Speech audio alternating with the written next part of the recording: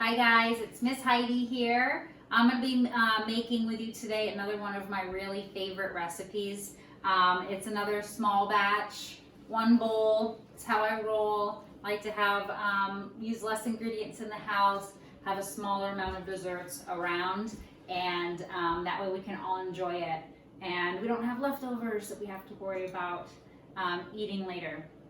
So today we're going to be making brownies. This recipe in particular I got from Pinterest from Baking Mischief. But I have a couple variations that I'll show with you today. The first thing I want to do when I'm making my brownies is I want to set my oven to 350, get it preheated.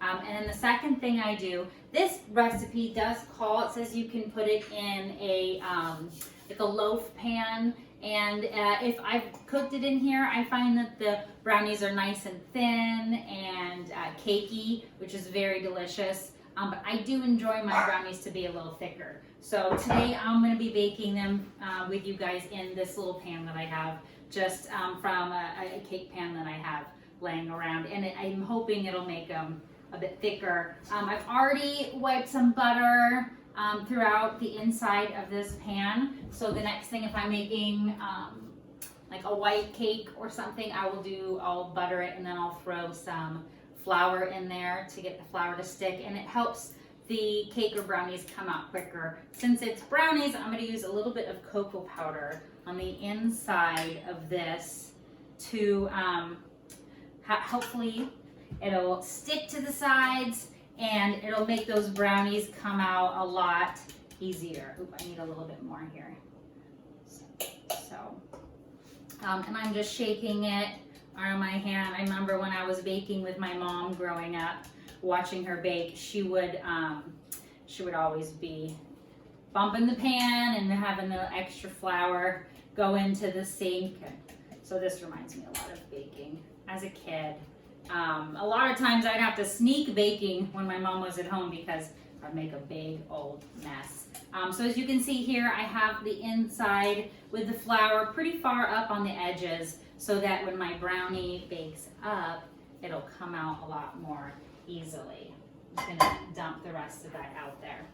So if you don't want to do this giant step and you have like a loaf pan, you can easily just spray it with some cooking spray and put some parchment paper in there, and that'll help you lift the brownies right out. Again, since this is a small batch, we need a smaller container. So the next thing I do when I'm getting everything out and ready to go for to be cooking with my kids or with my son is I get everything out. I have the oven on, I have that ready, I have my egg cracked in a bowl ready to go. And this recipe calls for melted butter that's already been melted, and it's cooled down now, so it won't really affect the other ingredients in this. So to start, we are going to mix together our butter and our sugar. Usually that's the first thing we're gonna do in these recipes. So this is great for the kids. Get a nice spatula or wooden spoon, and this is where I have my white sugar. We're gonna do a half a cup of the white sugar with a quarter cup, that's not gonna work, a quarter cup of our melted butter. So I'm gonna fill that up. Half cup of white sugar is gonna go in here. And then I like to have my son help me do this. Kind of pile it up here, and then just take the knife and whoop, that's a smaller thing, just scrape it on in. So that's a half a cup of sugar. We're gonna put that together with our melted butter and get that mixed together. And then after that, we're gonna add in our egg that we have already broken. And I didn't even whisk it or anything. I'm just gonna throw it in here and let it do its thing. One batch, one bowl. We're keeping this simple. We just want brownies in our face, right? So I know the kids do. So we're going to break up that egg yolk in there, stir it around, and we're gonna add a half a teaspoon of vanilla. There's other extracts you can add if you want it to be a little more almondy. We have pure almond extract that we love adding to our baking as well. But yeah, today I'm just gonna keep it simple, throw in a little vanilla, or if you don't have it, you can just omit it completely. So we have a half a teaspoon of our vanilla extract going right in here. And then we're going to throw in, after we mix this, then we're gonna throw in our flour and all the other goodies. So give that a nice mix. Everything looks happy. All the colors are combined. Get the kids to get in there and then, say thanks and then get in there and get the sides. So next we're going to add our flour and our baking cocoa powder. So we have a 1/4 cup of flour, just regular flour for this recipe. And again, this is one of my son's favorite things to do, is just to mound up the flour here like a mountain of flour, and then we just knock it off. So we have here 1/4 cup of all-purpose flour, and then we're going to throw in 3 tablespoons of our unsweetened cocoa powder. So I can start cleaning up my mess here as we go.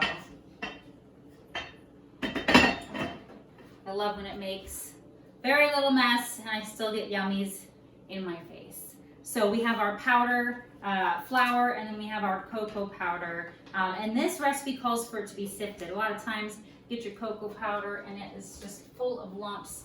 It just makes everything easier. So I'm gonna move my spoon to the side.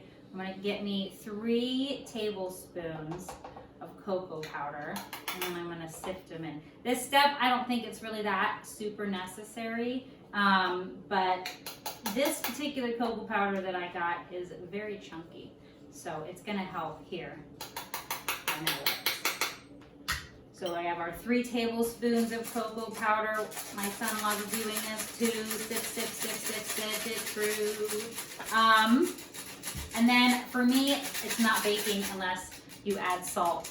A lot of times I will use salted butter and then I'll still add the regular amount of salt. I love salty sweet.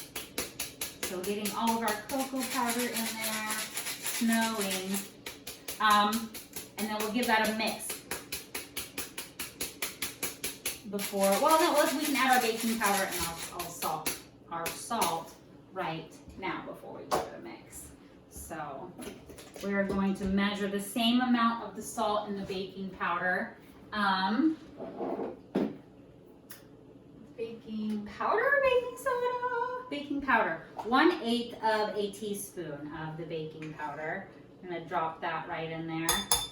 Boom. And usually I will, even for this, I will measure it out for my son and hand it to him to plop in there. That makes life in baking easier with the little ones. And the same amount of salt.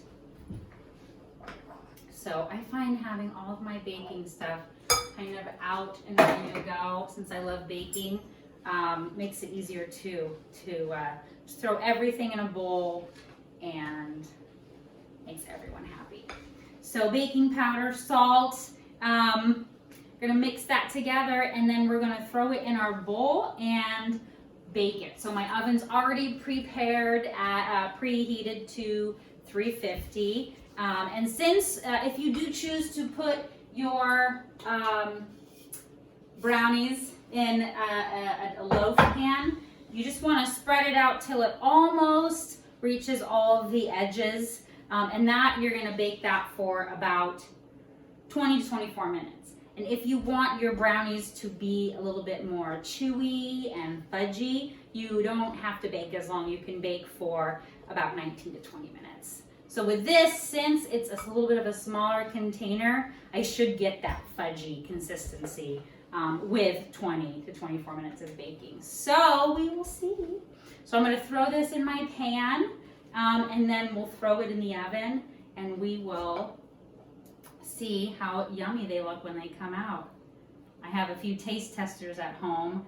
I know they're going to be really excited about tasting these. I know I am. I know Zoe can't have any. My puppy. No chocolate for her. All right, so you can see in here, I'm just gonna smooth that out on the bottom, just enough to get to those edges, and then I'm gonna pop it in the oven. All right, guys, I'll see you in a little bit once these are all baked off.